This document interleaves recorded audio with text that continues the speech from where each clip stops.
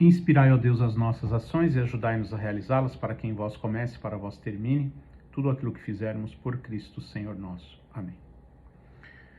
Na continuação da conferência número 6 do livro A Igreja Católica, escrito por Monsenhor Tihamer Toth, bispo húngaro do século passado, sob o tema Tu és Pedro, nós vimos na parte anterior que foi o próprio Cristo quem fundou o papado.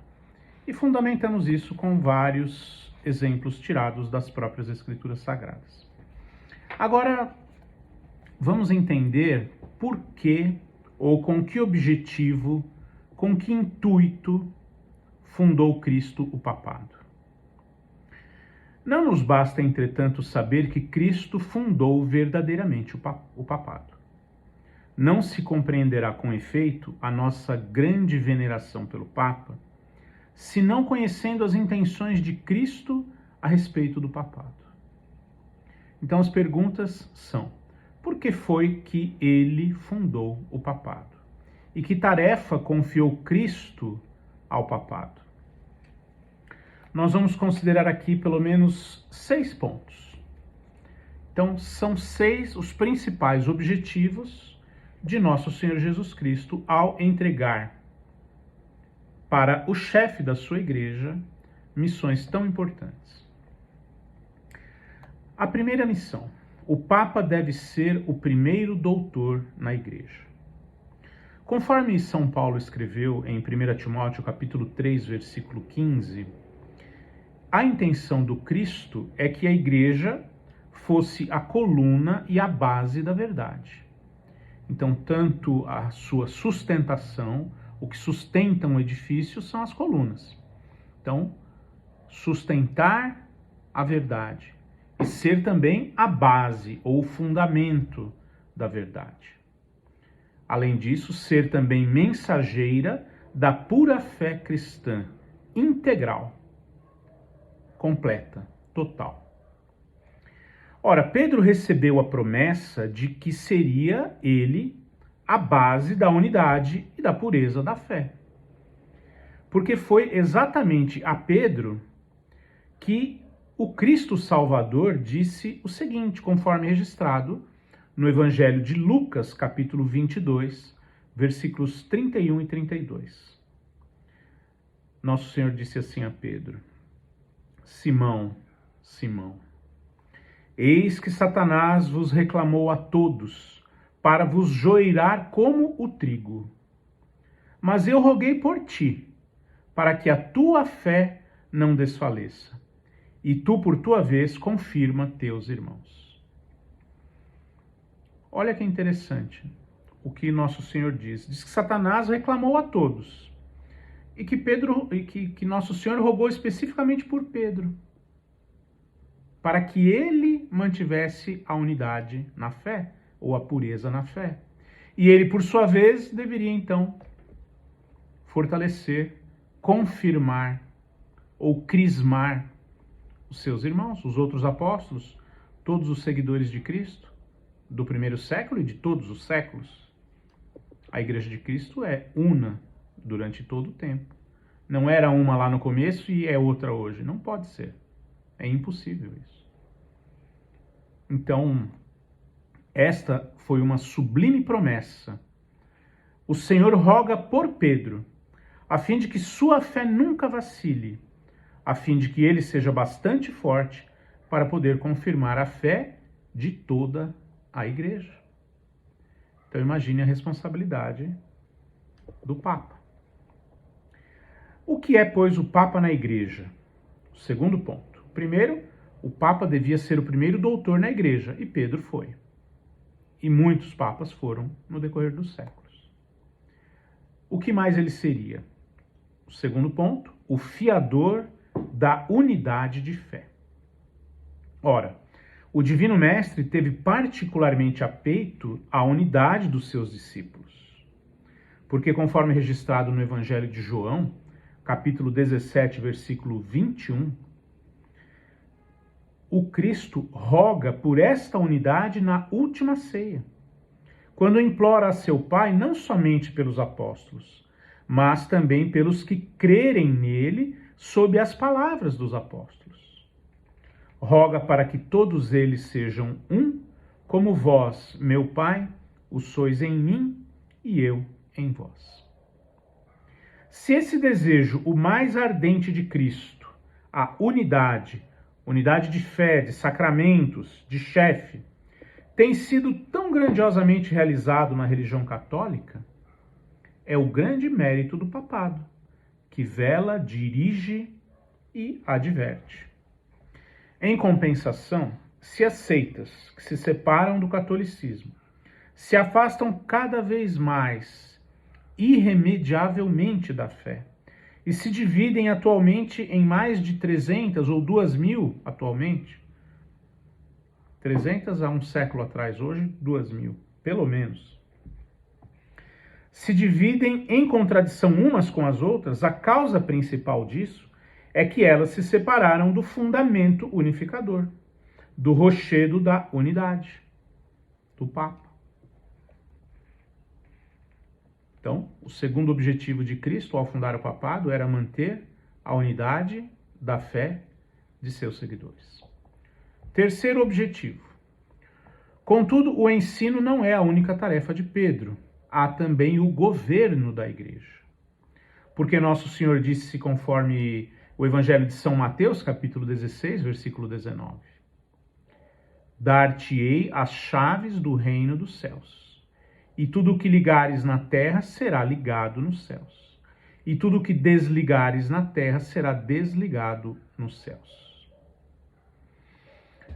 Os protestantes evangélicos, de uma forma geral, têm muita dificuldade de entender esse texto. Tanto que existem até muitas versões da Bíblia mais modernas que elas procuram dar um outro sentido a esse texto.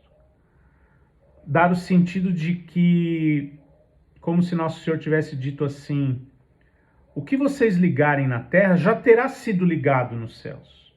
O que vocês desligarem na terra já terá sido desligado nos céus. Ou seja, a decisão sempre é primeiro dos céus e depois é replicado na terra. É claro, o céu é mais importante, Deus é mais importante, mas Deus delegou. Ele delegou. Ele quis que fosse assim. Porque ele sabia, ele sabe o poder dele. Ele entende que isso daria poder aos seus discípulos, aos seus apóstolos, principalmente ao chefe da igreja, ao primeiro Papa São Pedro e a todos os outros, que eles teriam poderes especiais. Teriam mesmo, e têm. Além disso, o nosso mestre, o nosso divino mestre, disse igualmente a São Pedro, depois da ressurreição: apacenta os meus cordeiros. Pedro é, pois, não somente o doutor da igreja, mas também o seu primeiro pastor, o seu guia, o seu chefe, a sua cabeça. Onde quer que muitos vivam juntos, fazem-se mister ou fazem-se necessários presidentes, chefes, juízes, governantes, reis, autoridades. Como então não se faria necessário um poder independente, soberano, para conduzir com unidade mais de 1 bilhão de pessoas que hoje são católicos? Eis porque o Papa é o legislador supremo e o chefe supremo da Igreja. Quarto ponto. O que mais é o Papa na Igreja? A personificação do princípio de autoridade. Ele cita aqui um exemplo que acontece sempre, nesse nosso mundo.